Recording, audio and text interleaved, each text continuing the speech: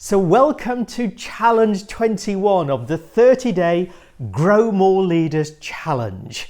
And on day 21, the key theme that we're going to be focusing on is psychological safety.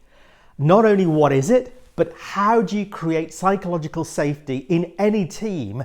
If you're a leader that you may well be managing, or if you're a coach or a consultant, any team that you are supporting. And the whole notion of psychological safety really came into prominence from the work done by Google on trying to identify from 180 different functional and cross-functional and interdependent teams what makes the difference between high-performing teams and less effective teams.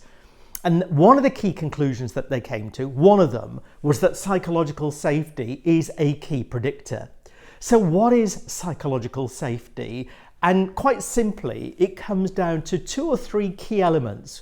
So the first key element is that everyone has an equal share of voice. So no single voice dominates.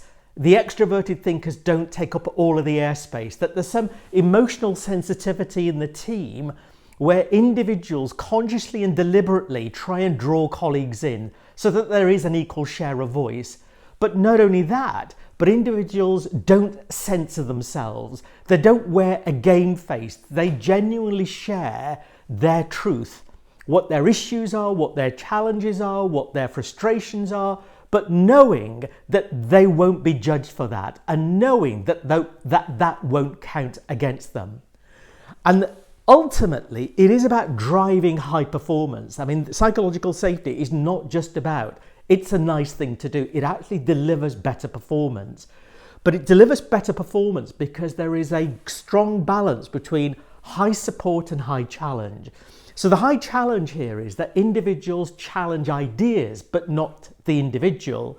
And the support is that there is a strong sense of trust, commitment, and a spirit of, I actually want to help, and then I'm not trying to catch you out, and I'm not trying to expose you in any particular way.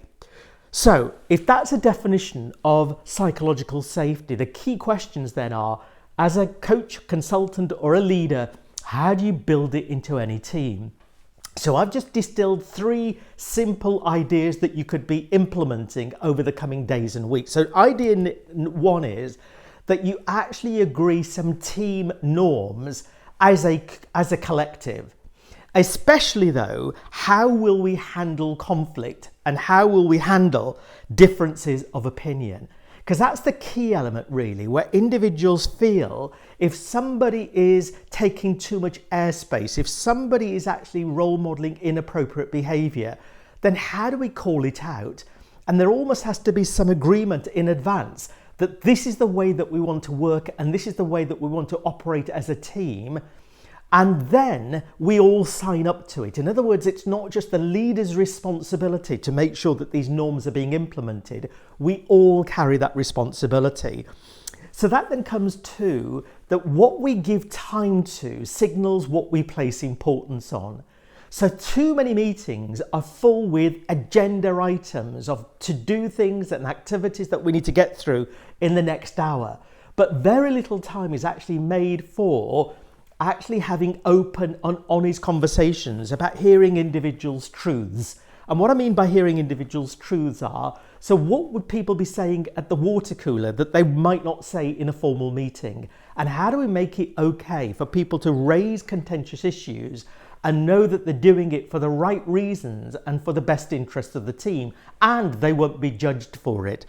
So you almost have to, you do need to make time then in any formal meeting to set aside at least the first 20 minutes to get people talking about their successes, their challenges, their frustrations, so those are openly aired. And then you can have real conversations rather than being constrained by the agenda items. And often the agenda items are all to do with updates and reporting, and that can be done either via email, that can be done in a much more effective way rather than taking up meeting time. And then the final thing I just wanted to put on the table was that each individual perhaps ought to be asked to take 2 to 3 minutes out at the end of each formal meeting to self-assess themselves against to what extent did I uphold these team norms? Was I supportive of team members? Did I challenge in the right places? Did I speak my truth? Was I sensitive to others? Was I inclusive in the way in which I worked with my peers and with my colleagues? And so by bookending meetings, by creating time at the start and time at the end, you then start creating habitual behavior. You start creating new norms. You start creating psychological safety, not just through your words, but through your actions. So thank you. Thanks for engaging with Challenge 21. Let me know which particular idea, which of these three resonates with you the most, and I'll see you on Challenge 22.